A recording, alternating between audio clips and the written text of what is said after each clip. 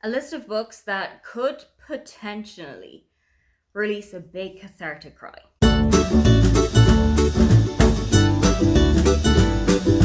Hi, welcome, come on in. My name is Aoife, and today I am taking you through some of the books that I believe are going to leave me an emotional wreck. This comes with a caveat that I don't particularly cry at books. I will get kind of emotional about them, I will get rather sad about them, but to extract a tear, you really have to go to the next level. Quite a lot of these books, however, I have heard some very emotional things about them. I have seen people who have been completely emotionally destroyed by them, people who have been left bereft in their wake. So it's possible that one of these opens the key to my emotions. The first candidate is Us Against Them, and following on from that, The Winners, both by Fredrik Backman. These are the second and third books of the Beartown trilogy. I read Beartown a couple of years ago and it destroyed me. Now, once again, I didn't cry about it, but the emotional impact of it was huge. This is a book that is set in a fictional town in Sweden called Beartown. And Beartown is all about hockey. The hockey team in this town is seen as gods amongst men, and there is nothing that they can do wrong, up to and including sexual assault. So when one of the hockey players is accused of sexual assault at a party, everything turns into warfare. The whole town is caught up in a you against me and my word against your word, brother often fighting against brother situation, and it is emotional turmoil. I have heard that Us Against You and The Winners are both emotional heavy hitters. One of my friends, Brittany from Brittany Loves Reading, did a vlog reading the three of these a couple of years ago and was openly sobbing by the end of it.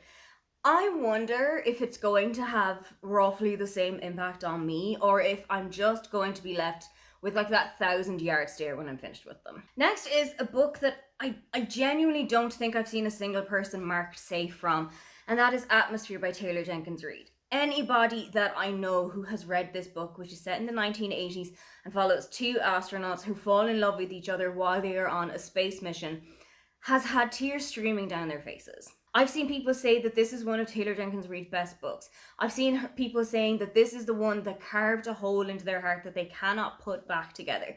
I am intrigued because I have a feeling that because it's taking place in the 1980s, I might know some of the themes that are going to be addressed in this book.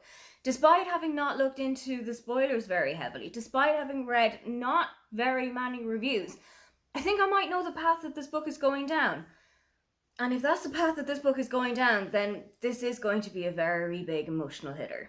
Given how distraught I was by the end of Mockingjay, I am pretty expectant that Sunrise on the Reaping by Suzanne Collins is going to rip me in half. Now, for The Ballad of Songbirds and Snakes, I'm not particularly expecting a whole lot.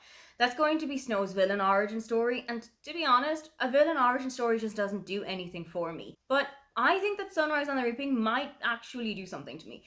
We are back onto the good side. We are back with Haymitch, and I have always appreciated Haymitch for who he is. I have always fully understood what kind of a character he is. Somebody whose life is full of PTSD and struggles, and I am so intrigued to see how it was that he started out on his journey. And I am so intrigued to see what the 50th Hunger Games was actually like. I haven't heard a whole lot about this book. I haven't seen a whole lot of spoilers. I've seen one that I think is like either the first line or is definitely somewhere on the first page. Knowing how much that has an impact, I think this book is going to destroy me at some point. Any pet owner in this world who reads Marley and Me is not going to come out okay on the other side. I haven't actually read this book, but I have seen the film once.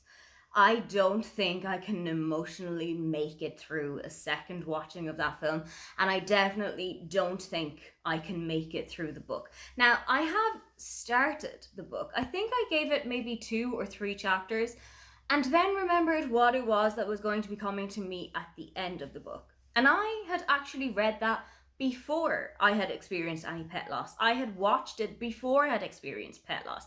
I think it was maybe even 5 or so years before our first pet loss in the family, and it still hit me hard. So now that I have actually experienced pet loss in my personal life, I don't think that I would be in any way, shape, or form okay.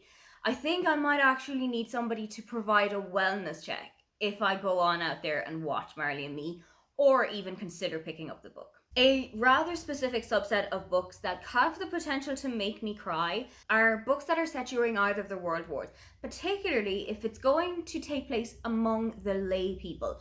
Not what is happening on the front lines, just everybody who was left at home to pick up the pieces. One of those is In Memoriam by Alice Wynne. I'm pretty sure I've seen people on the internet talking about this and how much of a devastation it left in its wake. This is following two young men who fall in love with one another in 1914. It takes place just before the outbreak of the First World War, and they have been pulled almost irreparably apart. Henry is about to go off and fight on the front lines, whereas Charles has been left behind. He is more so into the arts and painting and poetry, and he is going to be left behind. They send a lot of letters back and forth to one another, trying to keep each other's spirits up and trying to keep them involved in what is happening in their daily lives.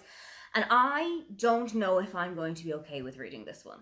This is a book that I have heard so many great things about, but also that you really need to go into it prepared. Another one that takes place in the Second World War is The Nightingale by Kristin Hannah. I haven't read a single Kristin Hannah book, despite having 4 or 5 of them on my shelves, so I definitely think it's time to pick one up, but not entirely sure if my emotions can take this being the first one. It takes place in France during the Second World War and follows Vianne and Isabel. They are sisters who are kept apart by years and by experience.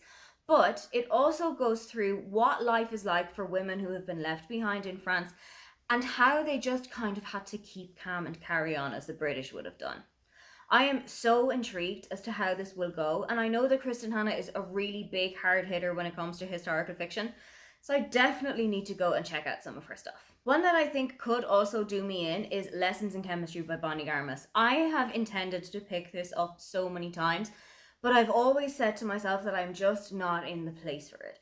Now, something that I think might contribute to the emotionality of this book is that it shows a woman in the 1960s who is really striving out for herself and making a place for herself outside of the kitchen. Now, she does go on TV and perform a fairly wifely duty of cooking for people, but because she's also a trained chemist, she does show people how to kind of use chemistry in the kitchen to make reactions and to make amazing dishes. But I have heard that there is a quite heavy sexual assault scene somewhere towards the beginning of this book.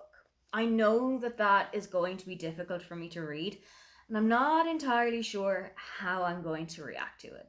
Finally, a book that I think is genuinely not going to leave me okay is Contacts by Mark Watson. Mark is known as a comedian, but I wouldn't necessarily say that this is quite a funny book. This is about James, who boards the 11 p.m. sleeper train from London to Edinburgh. He sends a message to every single person in his phone contact list and tells them that in the morning he plans to end his life. He then turns his phone onto airplane mode and has absolutely no idea that at this particular moment in time, 158 phones right across the world are lighting up and pinging with his message. His parents, his friends, his siblings, people who he didn't even know still thought about him now and then. It has the impact that you would expect that it would, because it's going to show the kind of a butterfly effect of you meeting somebody and just what that does to that person's life. Those are the books that I genuinely think are going to have a huge emotional impact on me, a person who isn't necessarily known for crying at books. What is a book that has made you feel super emotional? Or is there something that you think we might need to cheer ourselves up afterwards? If you would love to leave me a comment, but you can't think of anything you'd like to say, then just leave me the hugging emoji. Don't forget to like and subscribe because I have new videos up every week. Now, get on out of here.